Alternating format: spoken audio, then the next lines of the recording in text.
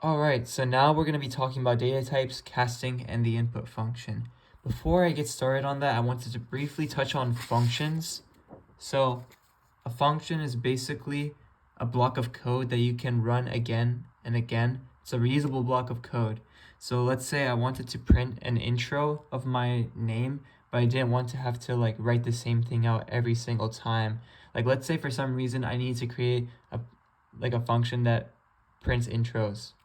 So I didn't want to write intros 100,000 times. I just want to do print intro with the name of the person, and that'll just make it so much faster. So hello, my name is, and then the name, and I'm a student, and that gives you like a little intro. But yeah, that's like an example of that. Another example is here, like let's say I wanted to take two numbers and add them together and print that. Then I can make a function for that where I have two parameters, parameter 1 and parameter 2. So num1 is parameter 1 and num2 is parameter 2. So then it would take result, it would make a new variable called result, and it would equal to num1 plus num2, and then you could print that, and that will give you the result of adding these two together. So basically, a function is just a block of reusable code that you can use. So just wanted to briefly touch on that. To recognize a function, you will typically see them like with parentheses. So like print, right? That's a function, and there's a parentheses after it. So functions will always have parentheses at the end. So going back to that type int float str, there's a parentheses at the end of all of these. So that tells us that these are all functions, and they are pre-existing functions like print. So print is a pre-existing function. It's a function that we can't really see what goes behind it. We don't really need to see that. We don't really care about it, but we want to use it, right? So a car, you know how to use a car, but you don't really need to go and study each part of your car engine to know how it works to use it. So similar to that, we have functions. You don't really need to understand the code that goes behind them. But anyways, that was just a context to what I wanted to briefly talk about. Now we're going to talk about these functions. So the type function, this will basically give you the type of whatever it is that you want to get the type of. So let's say we have a number. Let's say we have type, we have 28, and it's an integer 28. Then it'll tell us that it is an int. Let's say we have a type, and it's a string. Let's say we have, let's say ear. I don't know why I thought of ear, but anyways, the type of that is a string. So str string. So the type function will tell you the type of your values. And then the int function basically just reports the data, it converts the data type to an integer. So let's say, for example, you have like a int, and then let's say we have like a decimal, 14.3. 14.3. What happens when we do int 14.3? It basically cuts off the 0.3. So it's just 14, turns it to an int. That's what it does. Now let's say we have a float. Let's say, I'm switching colors here, but I don't know what I'm doing. Let's say we have a float, and we have 14, going back to that, I guess. And what a float function does, the float function, it turns whatever data type you have to a float. That's what it does. So it converts its parameter 14 to a float. So 14.0 is what we get out of that. So what else? Now let's say we have like a string, right? So let's say we have, going back to ints, let's say we have int of a string that's like 0.04 or 0.04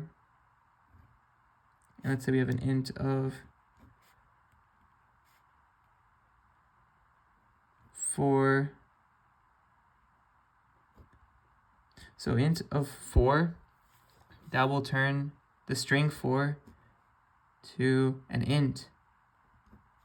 And then int of the string 0.04, well, what will happen here? This one is a little bit challenging to think about because 1, we have a float here, and 2, it's like 0.04.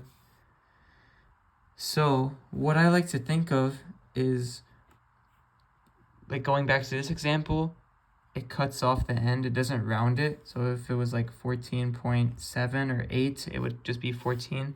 So here, it's gonna cut off the end. So if we convert it to an int, from string 0.04 to int, then it will just become 0. Now let's say we had float instead. So float of 0.04.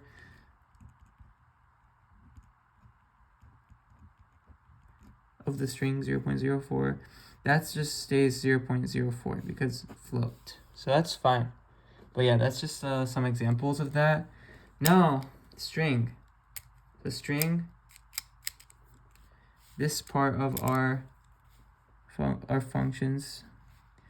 So str will basically turn whatever you give it into a string. So let's say you had str and you had the parameter of 28. Then it becomes string 28. Then str -4 becomes -4 string. So that's a little summary of those functions. And yeah, so now I'll talk about input.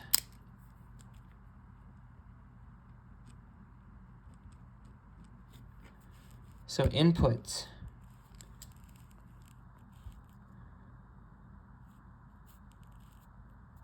So let's talk about input.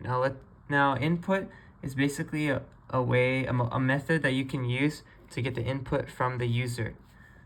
So let's say we wanted to ask for an input of your age or your name, maybe. Let's do name. So input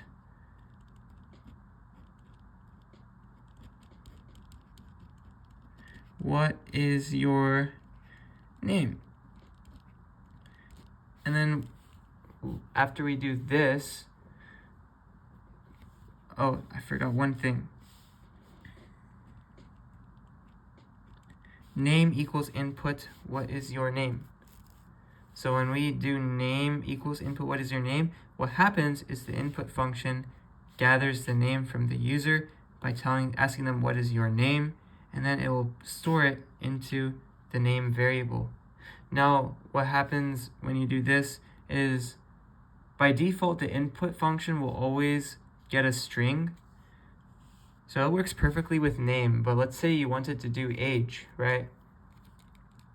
If you wanted to do age, we know age is a number, it's usually an integer, and so that can change, right? If you were to grow another year older, then it would be +1. So we would want to say an int for that one. So what you can do is you can do int input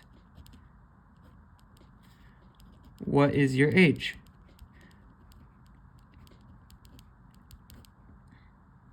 And so what happens is that the age variable,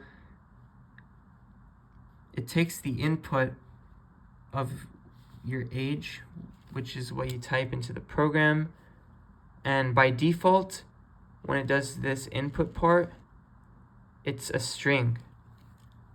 So that's where this int comes in and converts it from a string to an int. So this is default by a string, but then the int takes over it and turns it to an int.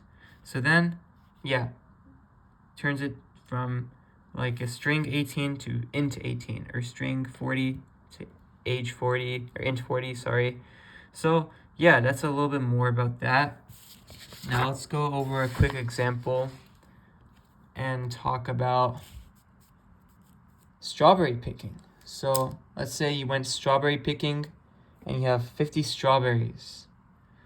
Now let's create a program that allows you to tell how much strawberries you have after eating an input amount. So let's say we have, right, so take a moment to pause this and try it, and yeah, and now we'll go over it. So let's say you have strawberries. We can have a variable for strawberries. Let's say we call it strawberries have. It's not that great of a variable name, but gets the message across. Strawberries have equals 50, because we start out with 50. And it's an integer 50.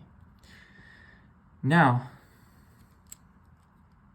I want to say we ate some strawberries, right? So we want to ask the user how much strawberries you eat. So strawberries eat equals, and now here is the fun part. We want to ask the user, so we can use input, and we can ask how much strawberries do you eat. But what happens when we take the input? The input that we get by default is a string. So that's where we need to do int input. And the int will convert the number that we put from a string to int. And then from there, we have our strawberries have, right? And it gets adjusted with the strawberries that we eat.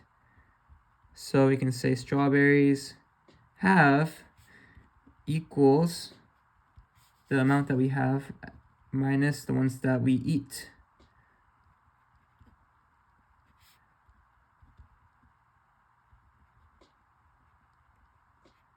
And so what happens is the strawberries have equals strawberries have minus strawberries eat, and strawberries have minus strawberries eat becomes 50 minus the amount we put, and it gets adjusted.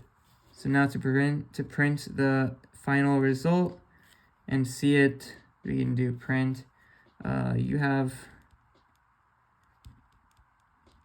the strawberries have left.